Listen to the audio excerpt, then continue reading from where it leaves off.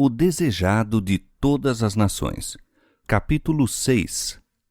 Vimos a sua estrela. Este capítulo se baseia em Mateus capítulo 2.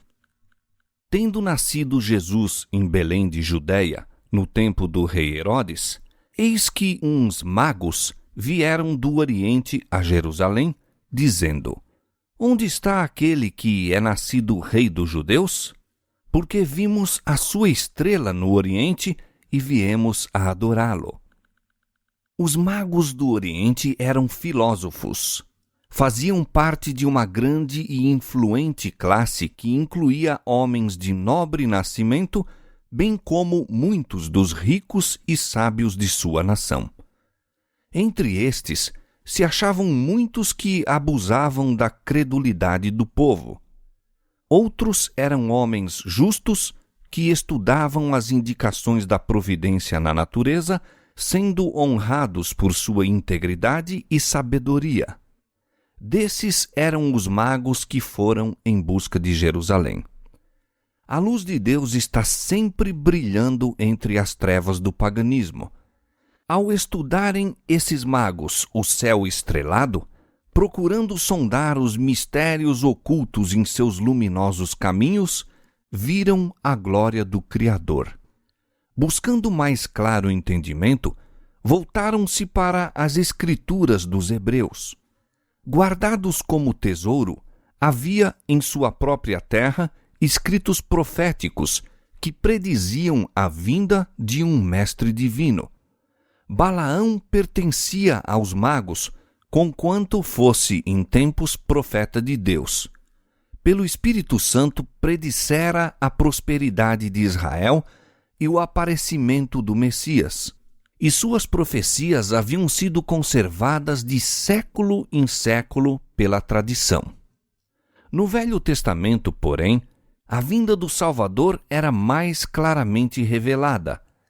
Os magos souberam, com alegria, que seu advento estava próximo e que todo o mundo se encheria do conhecimento da glória do Senhor. Viram os magos uma luz misteriosa nos céus naquela noite em que a glória de Deus inundara as colinas de Belém. Ao desvanecer-se a luz, surgiu uma luminosa estrela que permaneceu no céu. Não era uma estrela fixa, nem um planeta, e o fenômeno excitou o mais vivo interesse. Aquela estrela era um longínquo grupo de anjos resplandecentes, mas isso os sábios ignoravam. Tiveram, todavia, a impressão de que aquela estrela tinha para eles significado especial. Consultaram sacerdotes e filósofos e examinaram os rolos dos antigos registros. A profecia de Balaão declara: uma estrela procederá de Jacó e um cetro subirá de Israel. Números 24:17. Teria, acaso, sido enviada essa singular estrela como precursora do prometido? Os magos acolheram com agrado a luz da verdade enviada pelo céu. Agora era sobre eles derramada em mais luminosos raios. Foram instruídos em sonhos a ir em busca do recém-nascido príncipe. Como Abraão, pela fé, saíra em obediência ao chamado de Deus, sem saber para onde ia, Hebreus 11:8. Como pela fé Israel seguira a coluna de fumo até a terra prometida, assim esses gentios saíram à procura do prometido Salvador. Esse país oriental abundava em coisas preciosas e os magos não se puseram a caminho de mãos vazias. Era costume a príncipes ou outras personagens de categoria oferecer presentes como ato de homenagem, e os mais ricos dons proporcionados por aquela região foram levados em oferta àquele em quem haviam de ser benditas todas as famílias da terra. Era necessário jornadear de noite, a fim de não perderem de vista a estrela. Mas os viajantes entretinham as horas proferindo ditos tradicionais e profecias a respeito daquele a quem buscavam. Em toda a parada que faziam para repouso, examinavam as profecias, e neles se aprofundava a convicção de que eram divinamente guiados. Enquanto, como sinal exterior, tinham diante de si a estrela, sentiam interiormente o testemunho do Espírito Santo que lhes impressionava o coração, inspirando-lhes também esperança. Se bem que longa, a viagem foi feita com alegria. Chegam à terra de Israel e descem o Monte das Oliveiras, tendo à vista Jerusalém, quando eis que a estrela que lhe servira de guia por todo o fatigante caminho detém-se por sobre o templo, desvanecendo-se depois de algum tempo aos seus olhos.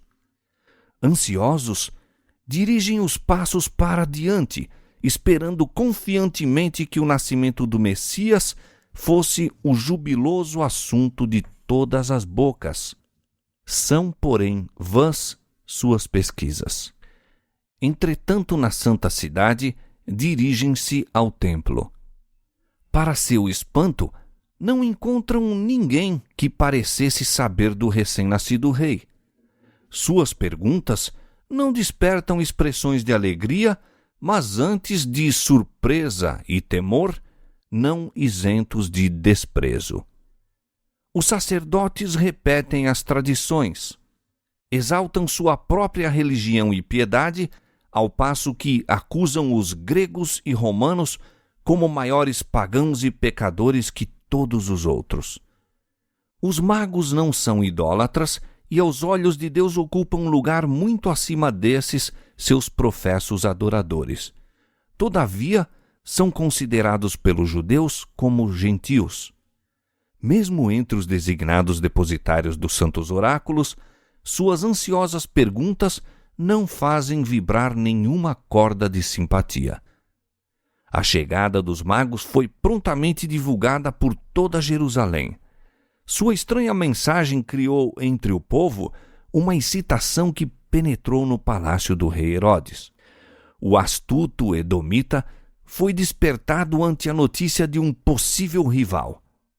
Inúmeros assassínios lhe haviam manchado o caminho ao trono. Sendo de sangue estrangeiro, era odiado pelo povo sobre quem governava. Sua única segurança era o favor de Roma. Esse novo príncipe, no entanto, tinha mais elevado título: nascera para o reino. Herodes suspeitou que os sacerdotes estivessem tramando com os estrangeiros para excitar um tumulto popular, destronando-o. Ocultou, no entanto, sua desconfiança, decidido a malograr-lhes os planos por maior astúcia. Convocando os principais dos sacerdotes e os escribas, interrogou-os quanto aos ensinos dos livros sagrados com relação ao lugar do nascimento do Messias. Essa indagação do usurpador do trono, e o ser feita a instâncias de estrangeiros, espicaçou o orgulho dos mestres judeus. A indiferença com que se voltaram para os rolos da profecia irritou o ciumento tirano. Julgou que estavam buscando ocultar seu conhecimento do assunto. Com uma autoridade que não ousaram desatender, ordenou-lhes que fizessem atenta investigação e declarassem o lugar do nascimento do esperado rei. E eles lhe disseram: em Belém de Judéia, porque assim está escrito pelo profeta: e tu, Belém, terra de Judá, de modo nenhum és a menor entre as capitais de Judá, porque de ti sairá o guia que há de apacentar meu povo de Israel. Mateus 2:6. Herodes convidou então os magos a uma entrevista particular. Rugia-lhe no coração uma tempestade de ira e temor, mas manteve um exterior sereno e recebeu cortesmente os estrangeiros. Indagou em que tempo aparecera a estrela e professou saudar com alegria a notícia do nascimento de Cristo. Pediu a seus hóspedes: perguntai diligentemente pelo menino e quando o achardes, participai-mo, para que também eu vá e o adore. Assim falando, despediu-os para que seguissem seu caminho a Belém. Os sacerdotes e anciãos de Jerusalém não eram tão ignorantes a respeito do nascimento de Cristo como se faziam. A notícia da visita dos anjos aos pastores fora levada a Jerusalém, mas os rabis a tinham recebido como pouco digna de atenção. Eles próprios poderiam haver encontrado Jesus e estado preparados para conduzir os magos ao lugar em que nascera. Ao invés disso, porém, foram eles que lhes vieram chamar a atenção para o nascimento do Messias. Onde está aquele que é nascido rei dos judeus? Perguntaram, porque vimos a sua estrela no Oriente e viemos adorá-lo.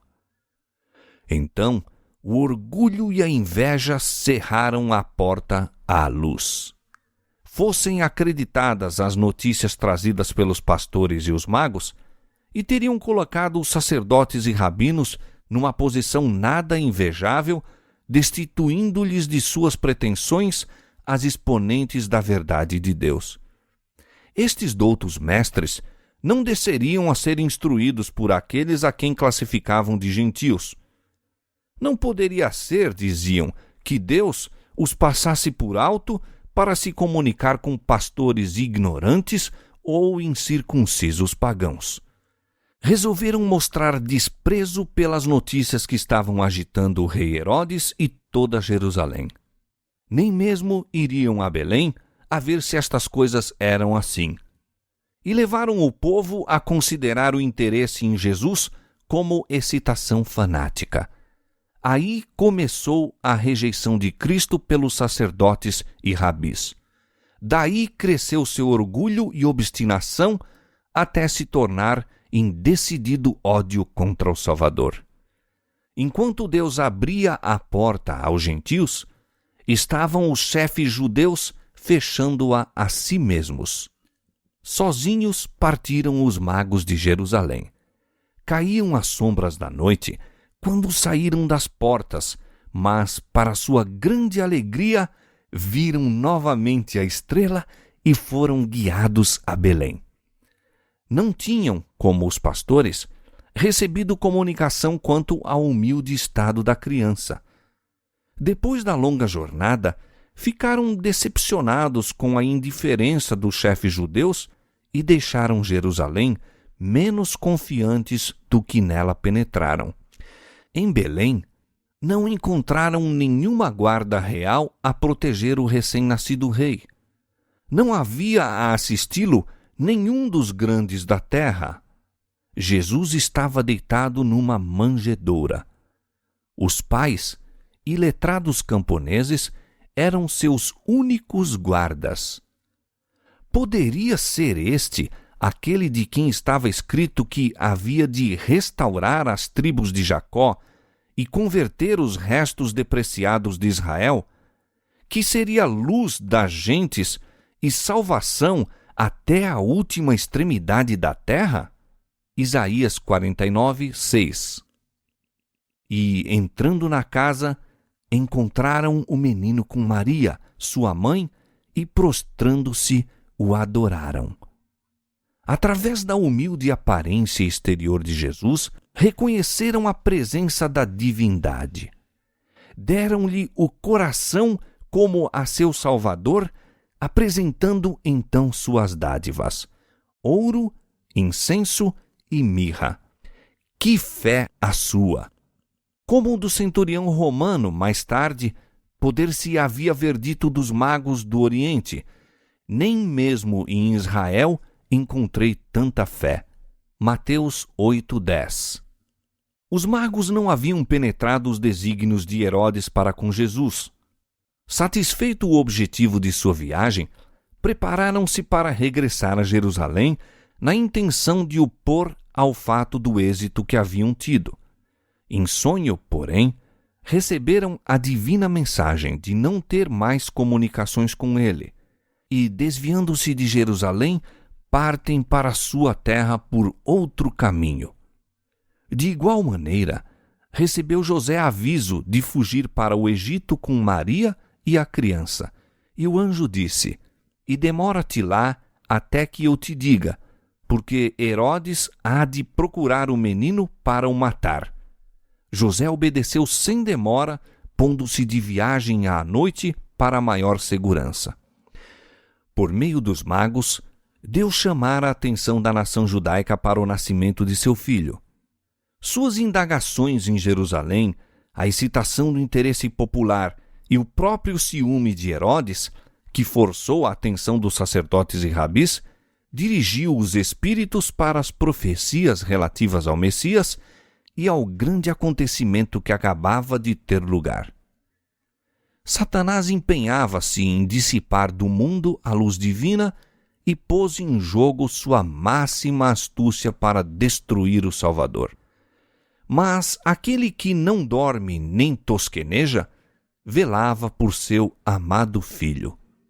Aquele que fizera chover maná do céu para Israel e alimentara Elias em tempo de fome, providenciou em terra pagã um refúgio para Maria e o menino Jesus. E mediante as dádivas dos magos de um país gentílico, supriu o Senhor os meios para a viagem ao Egito e a estadia em terra estranha. Os magos estiveram entre os primeiros a saudar o Redentor. Foi a sua a primeira dádiva a lhe ser posta aos pés. E por meio daquela dádiva, que privilégio em servir tiveram eles! Deus se deleita em honrar a oferta de um coração que ama, dando-lhe a mais alta eficiência em seu serviço. Se dermos o coração a Jesus, trar-lhe-emos também as nossas dádivas. Nosso ouro e prata, nossas mais preciosas posses terrestres, nossos mais elevados dotes mentais e espirituais, ser-lhe-ão inteiramente consagrados a Ele que nos amou e se entregou a si mesmo por nós. Em Jerusalém, Herodes aguardava impaciente a volta dos magos. Como passasse o tempo e não aparecessem, despertaram-se nele suspeitas. A má vontade dos rabis em indicar o lugar do nascimento do Messias parecia mostrar que lhe haviam penetrado o desígnio e que os magos se tinham propositadamente esquivado. Esse pensamento o enraiveceu. Falhara na astúcia, mas restava-lhe o recurso da força. Faria desse rei criança um exemplo. Aqueles insolentes judeus haviam de ver o que podiam esperar de suas tentativas de colocar um monarca no trono. Imediatamente foram enviados soldados a Belém com ordem de matar todas as crianças de 2 anos e para baixo. Os sossegados lares da cidade de Davi presenciaram aquelas cenas de horror que 600 anos antes haviam sido reveladas ao profeta. Em Ramá se ouviu uma voz, lamentação, choro e grande pranto. Raquel chorando seus filhos e não querendo ser consolada, porque já não existem. Essa calamidade trouxeram os judeus sobre si mesmos. Houvessem estado nos caminhos da fidelidade e da humildade perante Deus, e ele haveria de maneira assinalada tornado sem efeito para eles a ira do rei. Mas separaram-se de Deus por seus pecados e rejeitaram o Espírito Santo, que lhes era o único escudo. Não estudaram as Escrituras com o desejo de se conformarem com a vontade de Deus. Buscaram as profecias que podiam ser interpretadas para sua exaltação e mostraram que o Senhor desprezava as outras nações. Jactavam-se orgulhosamente de que o Messias havia de vir como rei, conquistando seus inimigos e esmagando os gentios em sua indignação. Assim, haviam excitado o ódio dos governadores. Mediante a maneira por que desfiguravam a missão de Cristo, Satanás intentara tramar a destruição do Salvador. Ao invés disso, porém, ela lhes caiu sobre a própria cabeça. Este ato de crueldade foi um dos últimos que entenebreceu o reinado de Herodes. Pouco depois da matança dos inocentes, foi ele próprio obrigado a submeter-se àquela condenação que ninguém pode desviar. Teve morte terrível. José, que ainda se achava no Egito, foi então solicitado por um anjo de Deus a voltar para a terra de Israel. Considerando Jesus como o herdeiro de Davi, José desejava estabelecer residência em Belém. Ouvindo, porém, que Arquelau reinava na Judéia em lugar de seu pai, receou que o desígnio do pai contra Cristo pudesse ser executado pelo filho. De todos os filhos de Herodes, era Arquelau o que mais se assemelhava em caráter. Já sua sucessão no governo fora assinalada por um tumulto em Jerusalém e o morticínio de milhares de judeus pelas guardas romanas. Novamente foi José encaminhado para um lugar de segurança. Voltou para Nazaré, sua residência anterior, e ali por cerca de 30 anos viveu Jesus, cumprindo-se deste modo o que tinha sido predito pelos profetas: será chamado Nazareno. A Galileia estava sob o domínio de um filho de Herodes, mas tinha uma mistura muito maior de habitantes estrangeiros do que a Judéia. Havia, assim, muito menos interesse nas questões que diziam respeito especialmente aos judeus, e os justos direitos de Jesus corriam menos riscos de excitar os ciúmes dos que estavam no poder. Tal foi a recepção feita ao Salvador ao vir à terra. Parecia não haver nenhum lugar de repouso ou segurança para o infante redentor. Deus não podia confiar seu amado filho aos homens, nem mesmo enquanto levava avante sua obra em benefício da salvação deles. Comissionou anjos para assisti-lo e protegê-lo até que cumprisse sua missão na terra e morresse às mãos daqueles a quem viera salvar.